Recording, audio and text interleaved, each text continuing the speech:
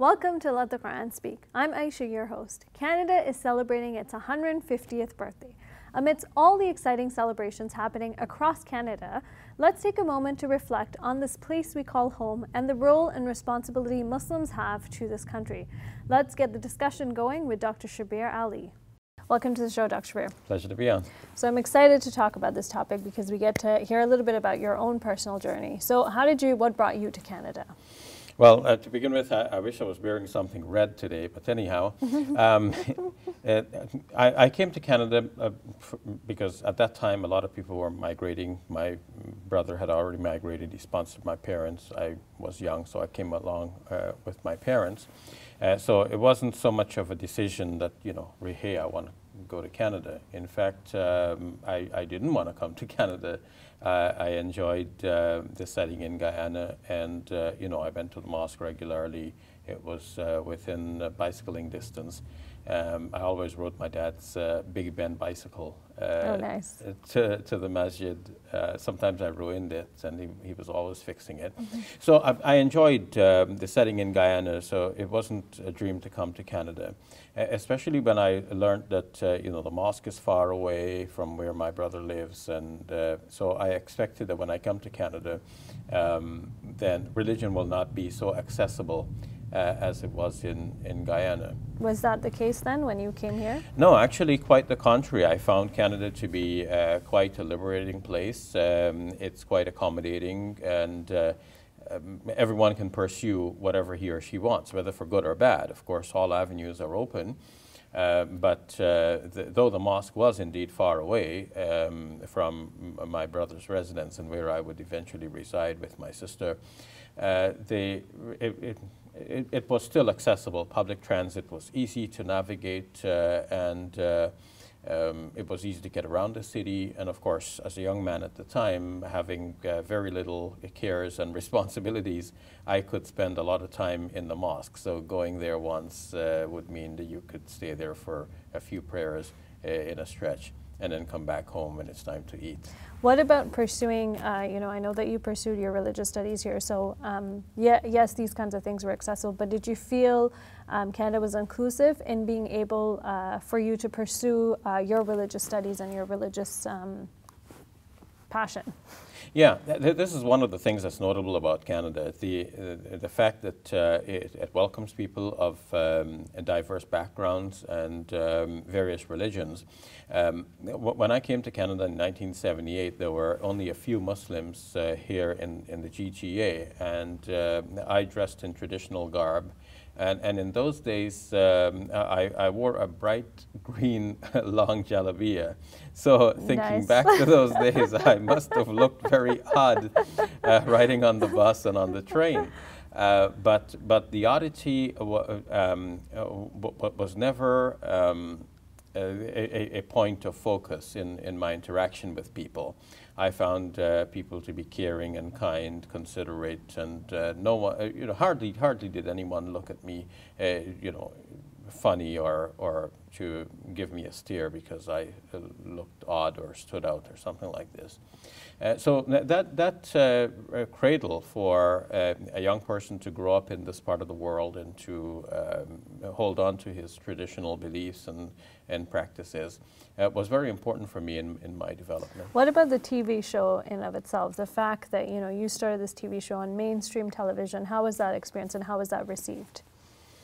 It was received very well. We started out with a radio program which ran for a few years, and the radio program was also Sorry, when did you first start? Oh, probably the year soon after 1995. I don't remember exactly, but the TV program itself started out in the year 2001. So we ran the radio program for a few years, was well received, and the next step obviously was to go up to television. Well, television itself was new for me in Canada. When I grew up in Guyana, we had no television, and living in a village about 10 miles from the city. so when I came to Canada, a lot of things fascinated me. The development of technology. It's like today, if we see some futuristic movies showing how things are projected into the future, how roads will be and transportation and so on.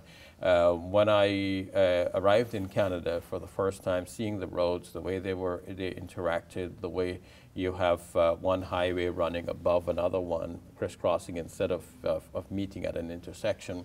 All of this looked very futuristic for me at the time.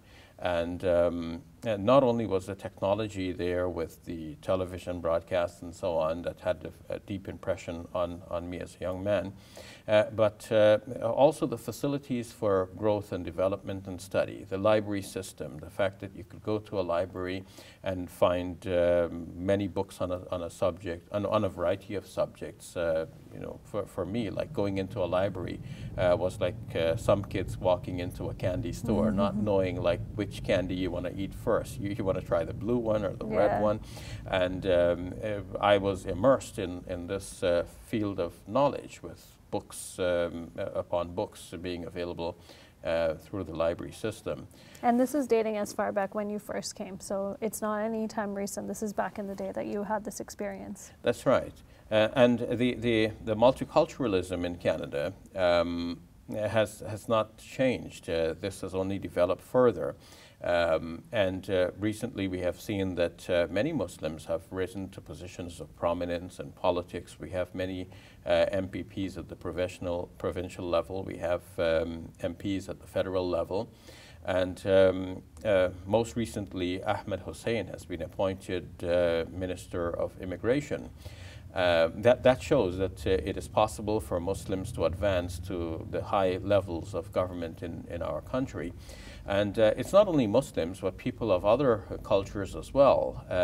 From the Sikh culture, we have Harjit Sajjan, who has risen to the prominent position of Minister of National Defense. And that shows that Canada is a free country. It's welcoming to people of other faiths and cultures. And that's part of what makes Canada so great. So do you believe Muslim Canadians have a responsibility to give back to this country?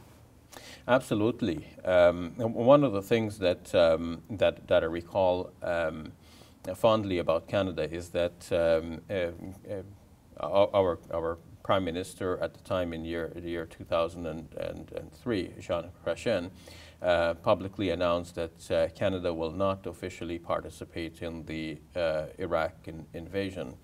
And that set Canada apart from some other nations which were willing to go forward without the approval of the United Nations. So yes, with memories like this, it is very clear to me that Canada is a place that Muslims can call home and should call home, and to which Muslims here have a responsibility. We have a civic duty to be faithful to this land, to invest in its future and growth, to celebrate its 150th birthday, the birthday of a great country by the grace of God. And we ourselves need to do what we can to further develop this country and cause it to grow. We as individuals need to grow as responsible citizens, and by our growth and development and intellectual achievements, we will together make Canada greater than it is even now. What about just very briefly about historical contributions by Muslim Canadians towards Canada?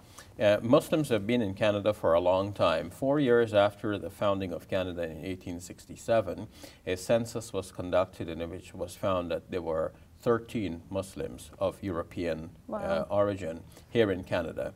And since then, the numbers have grown, and if we think of the growth line, it just simply ascends for a while, and sudden jumps. But the most major jumps in that growth of the number of Muslims here in Canada have been within the last 50 years or so. But that growth has been significant. The Canadian Encyclopedia noted that Islam is the fastest growing religion in Canada. And the situation now is that Islam is actually the second largest religion in Canada right after Christianity. In terms of sheer number, in 2006, a census was conducted in which it was found, or 2011 rather, a census found that there were 1 million Muslims in Canada. So half a decade later, I believe that number must have vastly increased. The fact that there are so many Muslims in Canada means that in terms of sheer number, we have more Muslims in Canada than the population, the entire population in my birth country in Guyana. And in terms of concentration, in Toronto alone, in the GTA, the Muslims make up about 7.7% of the population, and this is, of course, too, is based on the 2011 census. So that too means that there is a higher level of concentration of Muslims in the GTA, slightly more than the percentage of Muslims in my birth country in Guyana. So naturally, I feel at home here. So clearly, you know, Muslims have contributed a lot. We have a civic responsibility. Canada is inclusive.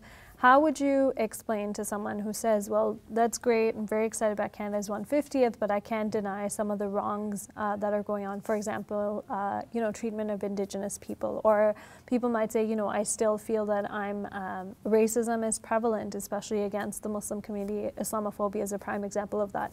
So how do you reconcile the challenges that we continue to face in Canada with all of the good that we're seeing?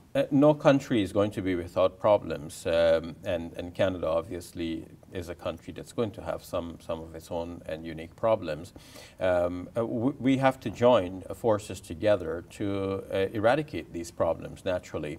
What is encouraging is that Canada has a system of checks and balances to make sure that the power is shared, it is not concentrated in a few individuals, and there is a system in place to redress the wrongs. There is freedom of the press, the wrongs can be highlighted.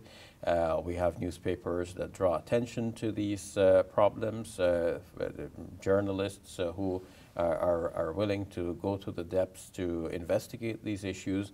And as much as the public is being informed about the problems, such as you mentioned regarding Indigenous people or some other issues, we are becoming better educated as citizens, and our civic responsibility will drive us towards working together to eradicate all of these problems. And no better time to highlight that than on Canada's 150th birthday. So thank you very much, Dr. You're Shabir. welcome.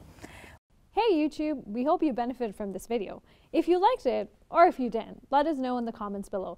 And if you're interested in learning more, check out some of our other videos. And don't forget to subscribe so you can get new videos every Monday, Wednesday, and Friday.